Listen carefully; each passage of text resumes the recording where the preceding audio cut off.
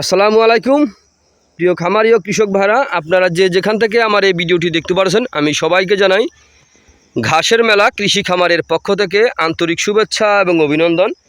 আজকে আসলাম একটি ঘাসের জমিতে। যে দেখেন, এগুলো হচ্ছে যারা ওয়ান হাইব্রিড ঘাস, চীন থেকে ডক্টর জহিরুল ইসলাম স্যারের হাত ধরে এসেছে।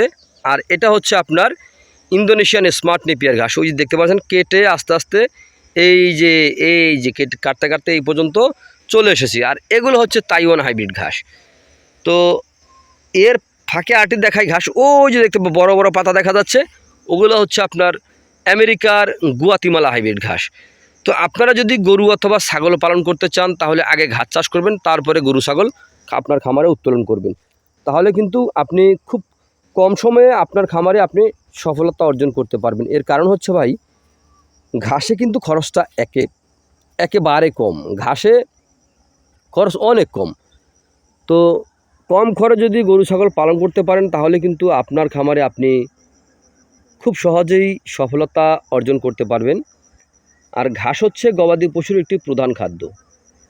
আগে ঘাস চাষ করতে হবে, তারপরে খামার করতে হবে। এই যে দেখেন, এখানে কিন্তু ঘাসের বিকল্প না। এদিকে কিন্তু প্রচুর পরিমাণে ঘাস হয়ে আছে, দেখতে পাচ্ছেন। এখানে গরু কয়টা গরু কি ঘাস খাবে দেখেন।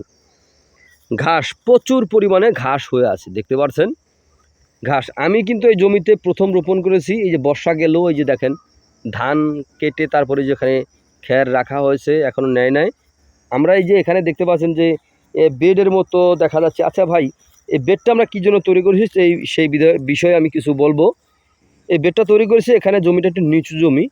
তো এখান থেকে এই যেই গর্তগুলো দেখতে পাচ্ছেন, এই গর্ত থেকে মাটি কেটে এই যে দুই পাশে দিয়ে এরকম বেডটা তৈরি করে তারপরে রোপণ করেছি। তো আল্লাহর রহমতে আমাদের ঘাসের যথেষ্ট ফলন হয়েছে। তো দেখতে পাচ্ছেন একটি ঝোপা দেখেন কত বড় হয়েছিল। দেখেন এই যে একটি ঝোপা দেখতে পাচ্ছেন, এই দেখেন একটি ঝোপা কত বড় হয়েছে। এগুলো হচ্ছে কাটিংয়ের জন্য রেখেছিলাম। তো আমরা কিন্তু এই জমির সকল ঘাস কিন্তু আমরা কাটিংয়ের জন্য কিন্তু রেখেছিলাম। আস্তে আস্তে কিন্তু কাটছি, আর এই পর্যন্ত এসে কিন্তু আমরা শেষ করেছি।